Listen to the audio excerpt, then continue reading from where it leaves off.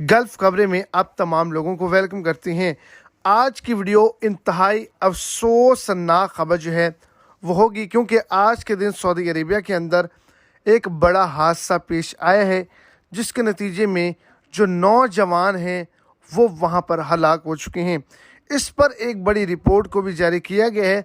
क्या वजूहात बनी हैं, किस वजह से यह हादसा पेश आया, किस जगह पर यह हादसा पेश आया, तो वीडियो की तफसीलात को जानने के लिए वीडियो को एंड तक देखें, ताकि आपको तमाम डिटेल्स की अच्छे से समझ आ सके। और अगर इस चैनल पर आप फर्स्ट टाइम है तो लाजमी से चैनल को सब्सक्राइब करें, वीडियो को लाइक करें और अपने दोस्तों तक इसको ज़्यादा से ज़्यादा शेयर करें।